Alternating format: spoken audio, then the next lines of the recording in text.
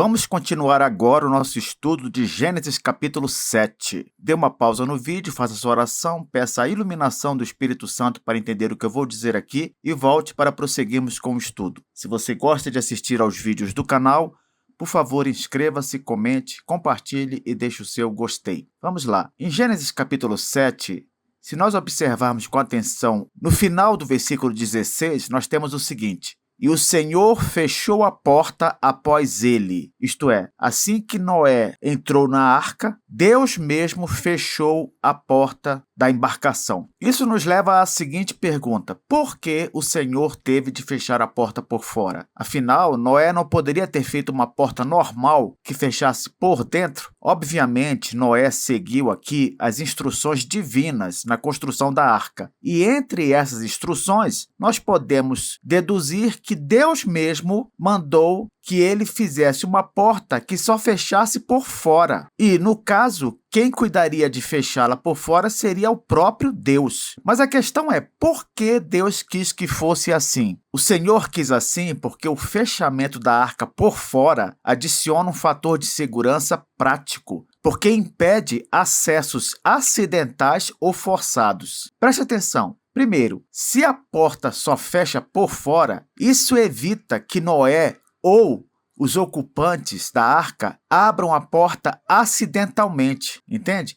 Imagine se durante o dilúvio, por causa de algum acidente, ou uma pessoa da família de Noé, o próprio Noé, ou mesmo um animal, causasse a abertura da porta sem querer. Isso causaria uma inundação dentro da arca e mataria a todos. Em segundo lugar, um fechamento que só pode acontecer pelo lado de fora torna praticamente impossível, em termos humanos, que a água seja inundada. Veja só, aqui temos a água do lado de fora da arca, fazendo pressão sobre a porta. Agora, se a porta ela fecha por fora, uma pressão da água vai fazer com que a porta fique ainda mais fechada, porque está pressionando de fora para dentro. Ora, se a porta fecha de fora para dentro e a pressão é de fora para dentro também, o que vai acontecer? A vedação ficará ainda mais forte. Veja o exemplo aqui com essa figura ao lado. Uma coisa muito comum de vermos no dia a dia. Um pote com uma tampa de vedação e imagine aqui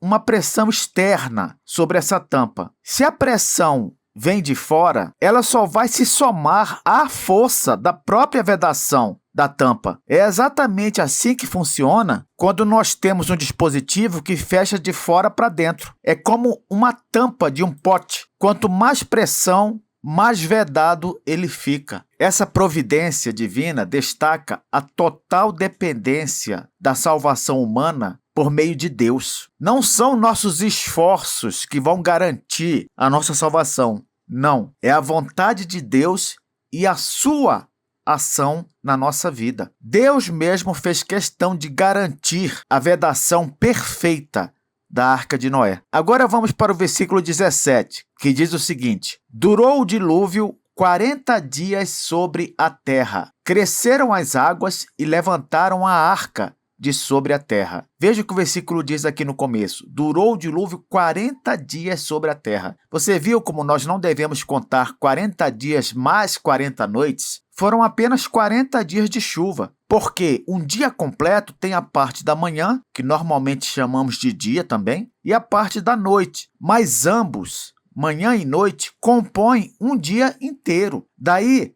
foram 40 dias de chuva, não 40 dias mais 40 noites, como pensam alguns, baseados em Gênesis 7, versículo 4, que diz: porque daqui a 7 dias farei chover sobre a terra durante 40 dias e 40 noites, e da superfície da terra exterminarei todos os seres que fiz. Então agora, mais uma vez, você tem a confirmação de que 40 dias e 40 noites são iguais a apenas 40 dias inteiros. O versículo continua: cresceram as águas e levantaram a arca de sobre a terra. Isto é, as águas foram ocupando tudo, toda a região em que a arca foi construída, e então, naturalmente, levantaram a arca do chão. A arca passou a flutuar sobre a água. Versículo 18. predominaram as águas e cresceram sobremodo na terra. A arca, porém, vogava sobre as águas. Vogava? Sinceramente, eu não entendo por que os tradutores da Almeida Revista Atualizada resolveram colocar esse verbo aí, que é pouquíssimo conhecido das pessoas em geral. Vogar quer dizer navegar ou deslizar suavemente. O que o texto quer dizer é que a arca foi sendo levada pela água, visto que ela não tinha leme. Lembra? Ela não era direcionada de forma manual. Por quê? Porque o objetivo da arca era simplesmente manter sua tripulação a salvo do dilúvio, enquanto ele durasse. Não havia a intenção de construir um barco que fosse conduzido a determinado lugar de forma manual ou intencional. Não, o objetivo era simplesmente manter uma embarcação sobre a água durante o dilúvio. É claro que Deus conduziu a arca de forma sobrenatural ao seu destino final. Mas o que eu quero dizer aqui é que não havia a intenção de que houvesse um condutor, entende? Para o barco. Versículo 19 diz: prevaleceram as águas excessivamente sobre a terra e cobriram todos os altos montes que havia debaixo do céu. A terra onde vivemos, embora tenha esse nome, virou literalmente aqui o que Guilherme Arantes canta em sua música mais famosa, Terra, Planeta, Água, conforme esse vídeo que você está vendo agora. É importante salientar que todos esses altos montes mencionados aqui, ou montanhas, tanto faz, que foram cobertos, não seriam os mesmos montes ou montanhas que temos hoje no planeta. Por quê? Porque, devido aos choques das placas tectônicas que ocorreram durante todo o ano em que Noé, sua família e os animais estiveram dentro da arca, montes muito maiores vieram a surgir depois, como o famoso Monte Everest, na cordilheira do Himalaia, que é o maior de todos. Então, quando você vir aqui nesse versículo dizendo cobriram todos os altos montes, eram os montes que havia no momento inicial do dilúvio. Repito, não existia ainda as maiores montanhas que temos hoje. Estas surgiriam depois, durante o ano do dilúvio. Só em termos de curiosidade, os montes mais altos do mundo, nos dias de hoje, são liderados pelo Monte Everest, que atinge 8.848 metros acima do nível do mar. Então, nós temos aqui uma lista com os 10 montes mais altos e você vê o Monte Everest em primeiro lugar. Em segundo lugar, temos o K2. O Monte Everest fica na cordilheira do Himalaia, lá para o lado da China, e o K2 também. Só que o K2 fica mais próximo da cordilheira de Karakoram. Então, não se esqueça, no ano do dilúvio global, naquele ano inteiro, enquanto a água subia, os continentes se mexiam. Ora, se os continentes se mexiam, alguns pedaços da crosta terrestre afundaram, fazendo surgir oceanos inteiros, como o Oceano Atlântico, para onde as águas do dilúvio escoariam depois. Tem gente que fala assim: é impossível, um dilúvio que cobriu o planeta inteiro com água. Para onde foi essa água? Desapareceu como num passe de mágica? Não, a água ela escoou para a fossa gigantesca do Oceano Atlântico, que se abriu durante aquele ano. Outra coisa, esse processo também do choque das placas fez com que pedaços da crosta terrestre subissem. E esses pedaços que subiram fizeram surgir justamente as montanhas que eu acabei de citar aqui, como o Monte Everest. Aqui nós temos uma matéria do canal History Channel que fala o seguinte, veja só: colisão entre continentes moldou as montanhas do Himalaia. Então você percebe, por esse documentário, que a origem das montanhas é essa mesma que eu citei. Elas surgiram devido ao choque dos continentes. Só que, é claro, na visão dos cientistas em geral, que na sua grande maioria são cientistas evolucionistas e ateus, esse processo levou milhões e milhões de anos. Mas eu já expliquei aqui no canal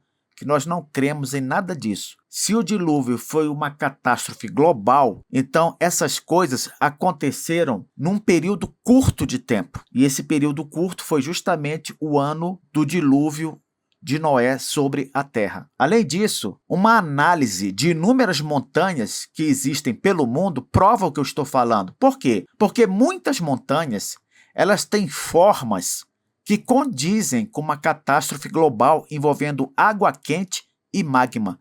Veja só essas imagens. Aqui nós temos um rapaz numa região, acredite se quiser, montanhosa, mas veja a forma dessa montanha. Não está claro que ela foi moldada por água quente com magma? Ela praticamente segue formas de ondas. Temos aqui essa outra imagem. Como é possível explicar um desenho desses na rocha? Ah, mas isso aí foi formado após milhões e milhões de anos. Como é que um processo que dura milhões e milhões de anos poderia formar algo assim, igual a uma onda? Impossível, entende? Porque se levou milhões e milhões de anos, então a rocha ficou ali e a água ia batendo, até ficar num desenho completo de uma onda? Não, esse formato, ele tem de ter surgido de forma imediata. E a explicação do dilúvio global é satisfatória, considerando a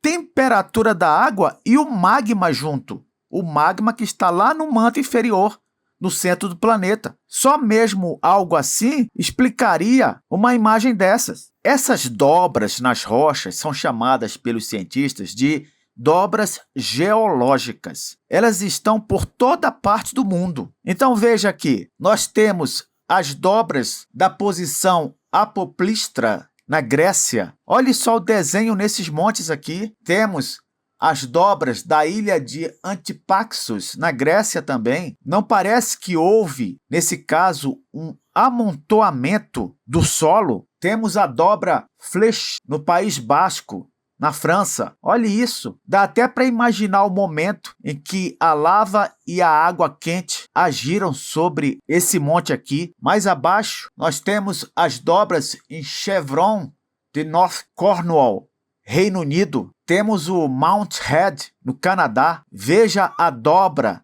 dessa rocha, que lembra também uma onda. Por fim, temos as dobras do Vale de Namíbia. Olhe só isso. O que foi que interveio nessas rochas, nesses montes, montanhas, para que eles tivessem esse formato? É claro que para nós que cremos na palavra de Deus, que cremos que o dilúvio foi algo real, é fácil explicar. Na próxima aula, continuaremos o nosso estudo de Gênesis 7.